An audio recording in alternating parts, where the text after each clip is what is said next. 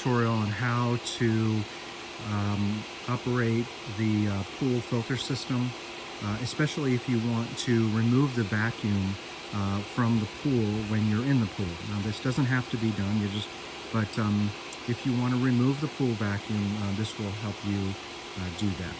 So basically, you've got a couple of different devices here. This little spaceship looking device you don't need to worry about.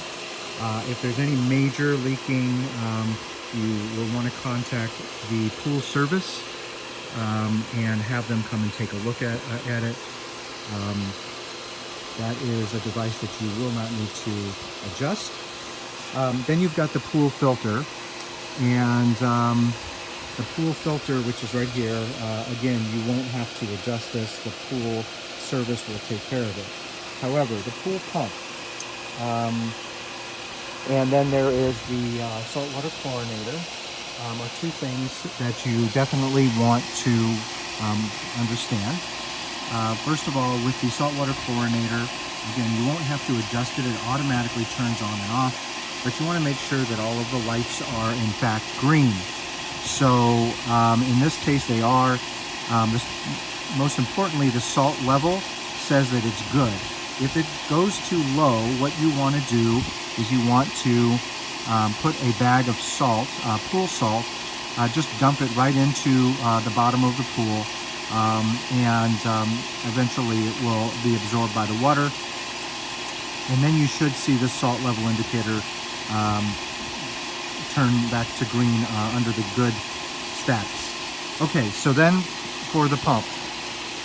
So right now the pump is running, and the most important thing to understand about the pump is that when you look at the top through the plastic here, that there's hardly any air bubbles. If there are air bubbles, that means that this lever has not been adjusted correctly. And I've drawn an arrow right here.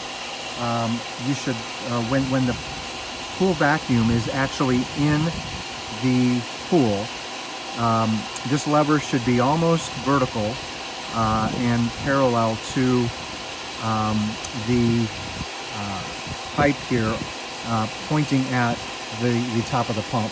So you can see that right here, this is lined up with this, which is lined up with the lever. And this is the position for when the vacuum is in the pool. So if you want to take the vacuum out of the pool, the first thing that you need to do is you need to turn off the pump. You turn off the pump by opening this breaker box. In the breaker box, there are 3 breakers here, which typically you will not need to worry about.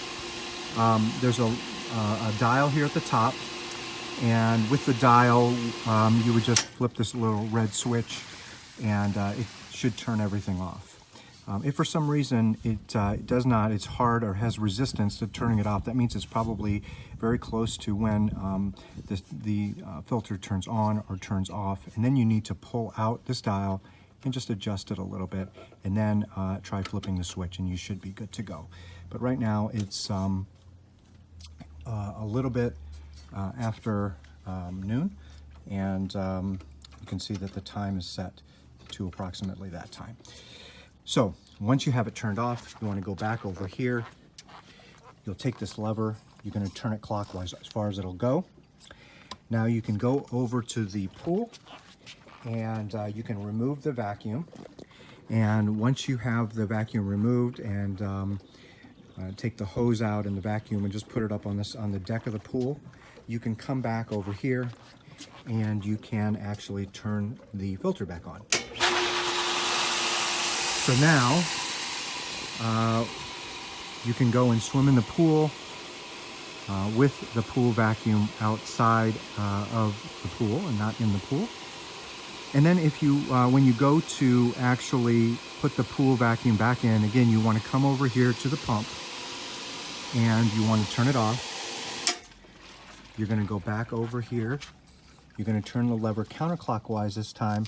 And again, you want to line up the lever with this arrow here, so it's almost vertical.